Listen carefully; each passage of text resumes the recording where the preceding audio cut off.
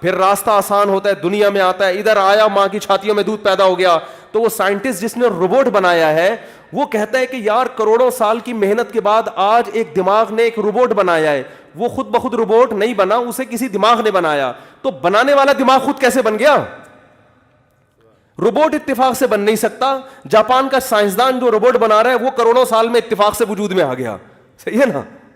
یہ باتیں بہت آسان ہیں, اس میں کوئی آپ کو نہ کوئی مفتی کی ضرورت نہ کسی مجتہد کی ضرورت, کہ خود نہیں ہو سکتا بھائی. ام خلقوا من غیر شیء ام هم الخالقون. اللہ فرانس کے سائنسدانوں سے کہتا ہے خود سے بن گئے.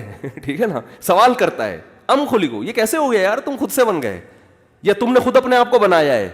یہ سوال کر کے چھوڑ دیتا ہے. وہ سائنٹسٹ بیٹھ کے کھوپڑی گھومتی ہے, یار نہ خود سے بن سکتے ہیں یار, یہ ہو نہیں سکتا. ایک بے جان تصویر, آنکھ ناک کان والی, کروڑوں سال میں خود سے ایسی ڈیزائن آج تک نہ ہوئی ہے نہ ہو سکتی ہے. لیکن ایک ایسی تصویر جس میں جو لگی ہوئی آنکھیں دیکھتی بھی ہوں, لگے ہوئے کان سنتے بھی ہوں, زبان چکھتی بھی ہو بولتی بھی ہو, دانت چباتے بھی ہوں, اور جہاں چبانے کی مشین ہونی چاہیے وہیں جا کے دانت لگے ہوں. ایسا ہوتا زبان یہاں ہوتی, دانت یہاں ہوتے, چکھو یہاں سے چباؤ یہاں سے, سیٹنگ ساری آؤٹ ہو جاتی کہ نہیں ہو جاتی؟ دونوں آنکھوں کی ایڈجسٹمنٹ ایسے خاندانی طریقے سے ہوئی ہے کہ ورنیل کیلیپر بھی اتنی خاندانی ایڈجسٹمنٹ نہیں کر سکتا, کہ ایسے ان کو تھوڑا سا دائیں بائیں سیٹنگ آؤٹ, ایک کے دو نظر آنا شروع. یہ ایڈجسٹمنٹ اتفاق سے ہو گئی یار. یہ موضوعات قرآن بیان کرتا ہے اور اس میں کوئی مفتی مجتہد مولوی کی ضرورت, کیونکہ یہ تو پوری دنیا کو خطاب کر رہا ہے کہ تم آؤ تو صحیح, پھر آگے مفتیوں کے لپیڑوں میں پڑنا. پھر دیوبندی کون ہے, بریلوی کون ہے, اہل حدیث مولوی کون ہے, وہ کیا کہتا ہے ہری پگڑی صحیح ہے, نیلی پگڑی صحیح ہے, پگڑی ہونی بھی چاہیے. یہ بات کے مسائل ہیں چھوٹے موٹے, ان کو تو قرآن کہتے ہیں چھوٹے موٹے لڑو, ٹھیک ہے نا, کوئی مسئلہ نہیں ہے. ٹانگیں یوں کر لی یوں کر لی, اللہ کہتا ہے پڈا کرو. جب صحابہ کا اتنا بڑا اختلاف ہو گیا نماز پڑھنی ہے نہیں پڑھنی, تو تمہارا ٹانگیں یوں کرنی ہے کہ یوں کرنی, میں کون سا ایسی ٹینشن کی بات ہے؟ پڑھ تو رہے ہو نا, مجھے مان تو لیا. مانا تو ہے نا کہ ماں کی چھاتیوں میں دودھ خدا نے پیدا کیا ہے, تو مجھے تو نماز کے وقت میں شکر ادا کرنے مسجد میں تو آؤ گے, بھلے زور سے آمین کہو گے, آہستہ آمین کہو گے, یوں کر لو گے نہیں کرو گے, سجدہ تو کرو گے نا میرے سامنے, بتوں کے سامنے تھوڑی جا کے جھکو گے. یہ تو ہم نے چورن بیچنے کے لیے قرآن و سنت کے نام پہ لوگوں کو چھوٹے چھوٹے مسائل میں الجھا دیا ہے. قرآن تو ان کو چھیڑتا ہی نہیں ہے. پھر قرآن خطاب کرتا ہے ان لوگوں سے جو خدا کو مانتے ہیں مگر ایک خدا کے قائل نہیں ہیں. ان کو خدا ایسے دلائل دیتا ہے, یا ایھا الناس ضرب مثل فاستمعوا له, اے لوگوں مثال بیان کی جاتی ہے. ہندوؤں سے خطاب ہے قرآن کا, ہے بھائی, بدھسٹ سے خطاب ہے. ایک مثال بیان کر رہے ہیں, ان الذین تدعون من دون اللہ, جن کو تم اللہ کے سوا پکارتے ہو, لن یخلقوا ذبابا, ایک مکھی بھی پیدا, اس سے اچھے تو جاپان کے سائنسدان نے روبوٹ پیدا کر دیا. وہ جب سائنسدان آئے کرے اس کے سامنے سجدہ کرنا بھی برا ہے, اتنا برا نہیں جتنا ان پتھروں کے سامنے سجدہ کرنا ہے. ایک مکھی پیدا نہیں کر سکتے. اور اللہ فرماتے ہیں مکھی پیدا کرنا تو دور کی بات, یہ جو مستنڈا بت بیٹھا ہوا ہے نا, جس کے سامنے صبح شام چڑھاوے کر رہے ہو, مٹھائیاں رکھ رہے ہو, ان یسلبہم الذباب شیئا لا یستنقذوہ من, اگر مکھی مٹھائی لے کے اڑ جائے ایک ذرہ, یہ بت اس سے مٹھائی چھڑا نہیں سکتا. اتنے لچڑ ضعوف الطالب والمطلوب, کمزور کو تم مرادیں مانتے ہو کہ یہ تمہیں اولاد دے گا اور یہ تمہاری بگڑی بنائے گا. اس میں ابو حنیفہ اور امام شافعی کی ضرورت, بولتے کیوں نہیں, بالکل بھی نہیں ہے. پھر آگے ہے ایک خدا کو ماننے کے بعد موت کے بعد دوبارہ زندگی. کچھ ایک خدا کو مانتے تھے مگر کہتے تھے موت کے بعد کوئی زندگی نہیں ہے, ہڈیاں ہو کے جب ہم بوسیدہ ہو گئے, من یحیی العظام وہی رمیم, بھلا ان ہڈیوں میں مردوں میں کون جان ڈال سکتا ہے. اللہ نے فرمایا اولم یر الانسان. اب اس آیت کی تفسیر کے لیے کسی مفسر کی بھی آپ کو ضرورت نہیں ہے. یہ تو جاپانی بھی جب پڑھے گا نا, جیپنیز میں چنگ پونگ کر کے اس کا ترجمہ کرے گا, وہ ترجمہ یہی بنے گا, ٹھیک ہے نا, جو میں کر رہا ہوں. جس زبان میں چائنیز میں چنگ پونگ کر کے ترجمہ کر لو, یہی بنے گا ترجمہ. اولم یر الانسان انا خلقناہ من نطفۃ. اللہ فرماتے ہیں لبرل لوگ بولتے ہیں مر کے بوسیدہ کیڑے ویڑے پڑ گئے ختم, کون زندہ کرے گا. قل یحییھا الذی انشأھا اول مرہ. فرمایا کہ انا خلقناہ من نطفۃ, جو ہم پہ اعتراض کر رہے ہیں نا کون بنائے گا, یہ کیسے ممکن ہے, اس کو بتاؤ وہی بنائے گا جس نے تجھے غلیظ پانی سے بنایا اور ایسا بنایا کہ آج بنانے والے پر اعتراضات شروع کر دیے ہیں. ایسا بنا دیا کہ اتنا ڈیبیٹ کر رہا ہے کہ بنانے والے کی آنکھوں میں آنکھیں ڈال کے بات کر رہا ہے. قل یحییھا الذی انشأھا اول مرہ, وہی بنائے گا جس نے ایک ناپاک پانی میں آنکھ ناک کان دل دماغ بنائے تھے. وہو بکل خلق علیم, وہ ایک طریقہ اس نے دکھایا ہے یہ بتانے کے لیے کہ جو اس طرح سے بنا سکتا ہے وہ دوسری طرح سے بھی بنا سکتا ہے. ایک جگہ قرآن نے فرمایا منہا خلقناکم, اسی مٹی سے بنا دیا, انسان بن کے دوڑ رہے ہو, اس پہ تمہیں تعجب نہیں وہ کیسے بن گئے, حالانکہ دیکھ رہے ہو صبح شام بنتے ہوئے. وفیہا نعیدکم, اسی مٹی میں دوبارہ لے جا کے مٹی کر, یہ ستار بھائی ہیں مٹی بن گئے, یہ چودھری فلاں صاحب ہیں یہ مٹی بن گئے, یہ چودھری وڈیرے ہیں, یہ بریگیڈیئر ہے, یہ کرنل ہے, یہ چیف آف آرمی ہے. کوئی دیکھ کے کہہ سکتا ہے کہ یہ مٹی ہو جائے گا؟ یہ سارے کیا ہو جاتے ہیں؟ مٹی. کوئی کہہ سکتا ہے؟ اللہ فرماتے ہیں اس لیے مان رہے ہو کہ اپنی آنکھوں سے دیکھ رہے ہو. دو چیزیں ہم نے تمہیں دکھا دی ہیں, ایک دکھائی نہیں ہے ہمارے کہنے سے مان لو. منہا خلقناکم, اسی مٹی سے بنایا, دیکھ لیا تم نے. وفیہا نعیدکم, دوبارہ مٹی کر دیتے ہیں, دیکھ لیا. ومنہا نخرجکم, دوبارہ ایک دفعہ یہیں سے کھڑا کر دیں گے تمہیں. یہ دکھایا نہیں ہے. عقل مند میری قدرت پر ایمان لا کے میرے کہنے سے مان لیں گے, بے وقوف اسی بحث میں پڑیں گے یار یہ مٹی سے دوبارہ انسان کیسے بنے گا. اللہ فرماتا دو چیزیں تو تمہیں دکھا دی ہے نا, اس چیز کے لیے آپ کو اپنے مسجد کے امام سے بھی پوچھنے کی ضرورت, بولتے کیوں نہیں ہے. سمجھ رہے ہو؟ آگے اور پھر آخرت میں کیا ہوگا, نصیحت, موسیٰ علیہ السلام اور فرعون کا واقعہ, قوم عاد قوم سمود, نافرمانوں کو خدا نے کیسے تباہ کیا ہے, اور جو لڑکوں سے بدکاری کرتی تھی جو قوم, اس پر خدا کا کیسا غضب نازل ہوا.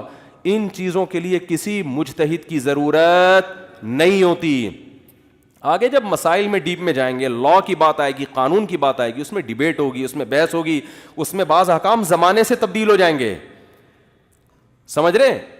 جیسے نبی کے دور میں مسجدوں میں عورتیں جایا کرتی تھیں, جب نبی کا دور آخر نبی دنیا سے چلے گئے, امی عائشہ نے فرمایا کہ اگر نبی ہمارے دور میں ہوتے عورتوں کو مسجد میں آنے سے روک دیتے, بخاری میں ہے. تو بعض لوگوں نے امی عائشہ کے اس قول کو لیا, امام حنیفہ نے, بھائی عورتیں مسجد میں نہیں آئیں گی, فتنہ ہو رہا ہے. بعض نے کہا نہیں بھائی نبی کے دور میں جب آتی تھی تو اب بھی آئیں گی, لا تمنعوا اماء اللہ من المساجد, نبی فرمایا عورتوں کو مسجد میں آنے سے مت روکو. بعض نے اس حدیث کو لیا, بعض نے اس کو, دونوں کی رائے ٹھیک ہے. تو یہ زمانہ تبدیل ہونے سے کیا ہو رہے ہیں, چینج ہو رہے ہیں. آج میری رائے یہ جو ناقص رائے ہے, اس زمانے میں عورتوں کو آنے دینا چاہیے. فتنہ ہے مگر نہ آنے میں جو فتنہ ہے وہ اس سے بھی بڑھ کر ہے, وہ بالکل ہی ان کا تعلق ختم, لیکن ایک رائے ہے, اس سے اختلاف ہو سکتا.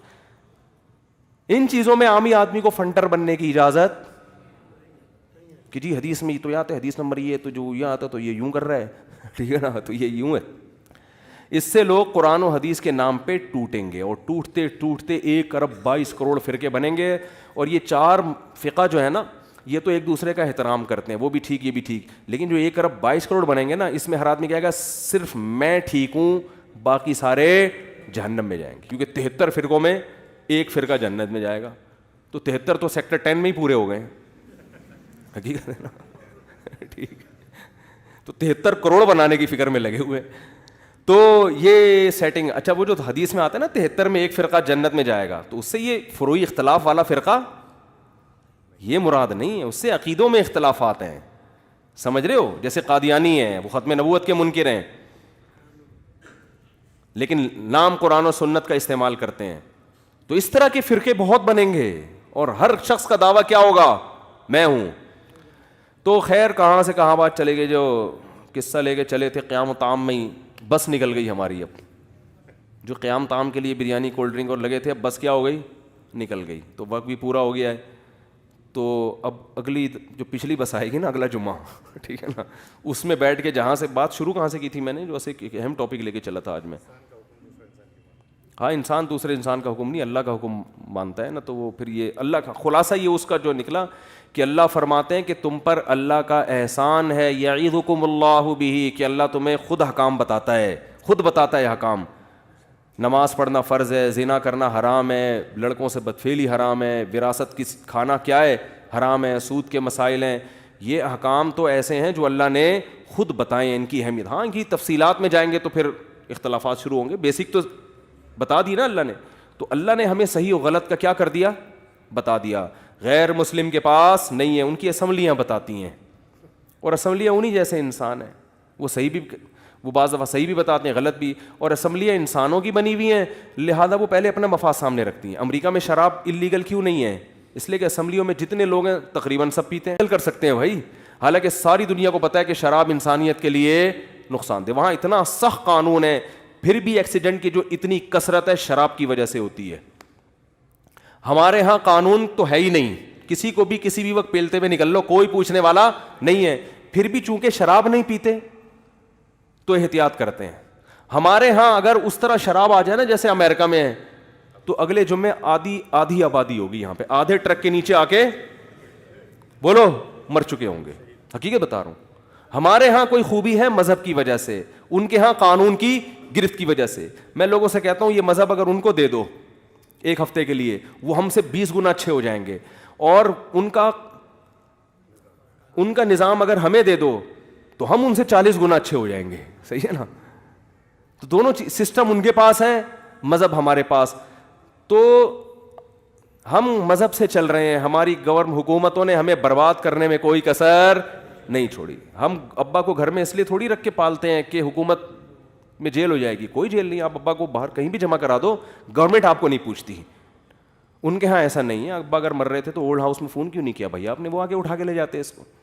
گھر سے باہر کیوں پھینکا آپ نے. تو ان کے ہاں قانون ہے جس کی وجہ سے گرفت سے وہ, جہاں قانون ان کے ہاں ڈھیلا ہوا گئے کام سے. ٹھیک ہے نا.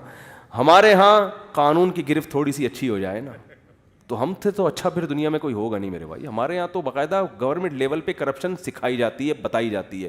تو خیر اللہ کا ہم پر احسان ہے کہ اللہ ہمیں خود گائیڈ کرتا ہے, ہر چیز میں بتاتا ہے. تو بھائی مسلمان کو چاہیے پھر اللہ ہی سے گائیڈنس لیا کرے.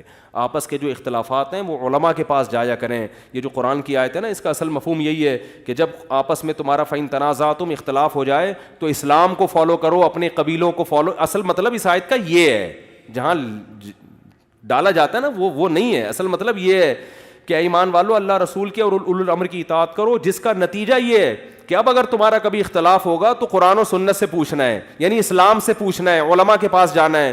وہ علماء جو اہل حق بھی ہوں اور قرآن و سنت کو جانتے بھی ہوں. اپنے خاندانی اختلافات, سیاسی اختلافات علماء سے حل کرانے ہیں. یہ مطلب ہے اس آیت کا. لوگ اپنے قبیلوں کو فالو کرتے ہیں کہ ہماری رسم یہ ہے. ایک صاحب نے مجھے کہا مجھے اپنی بیگم پہ شبہ تھا, میں نے گولی مار دی. میں نے کہا یہ تو نہیں اسلام میں جائز ہے. کہہ رہے ہماری رسم ہے, یہ ہمارے یہاں ایسا ہی ہوتا ہے. اس بندے مرد سے بات کر رہی تھی, نامحرم آدمی تھا. میں نے کہا یہ تو غلط ہو گیا. کہہ رہے بھائی ہمارے یہاں یہی ہوتا ہے. اس کو سوچنا چاہیے تھا کہ جب بات کروں گی تو بندہ کیا کرے گا, ٹھا کرے گا. میں نے کہا بھاگ جائے یہاں سے ورنہ حکومت نے پکڑ لیا تو تجھے ٹھا کر دے گی. ٹھیک ہے نا. اب مجھے نہیں پتا کہاں بھاگا, ایسا نا پولیس والے اگلی موبائل آئی, وہ بندہ کہاں ہے بتاؤ. ہمارے پاس تو 100 لوگ آتے ہیں, پتہ نہیں کون آیا کہاں چلا گیا. تو ہم پکڑ بھی نہیں سکتے اس کو. جو اس کو ٹھا کر سکتا ہے میں نہیں ٹھا کر سکتا. وہ آپ کیسے پولیس کو فون کیوں نہیں کیا آپ نے. بھائی میں پولیس کو فون کرتا, وہ کہتا ہے جہاں ایک ٹھا ایک اور ٹھا. ہمارے یہاں پھر یہ بھی ہوتا ہے کہ جو مخبری کرے اس کو بھی کیا کرتے ہیں, ٹھا. وہ تو اسلام پہ چل نہیں رہا, وہ تو ہمارے ہاں پہ چل رہا ہے. اس کا اپنا ہاں جو بھی ہے وہ اس پہ چل رہا ہے. تو یہ غلط ہے. اختلاف کس سے حل کروانا ہے, اسلام کیا کہتا ہے. اللہ عمل کی توفیق عطا فرمائے.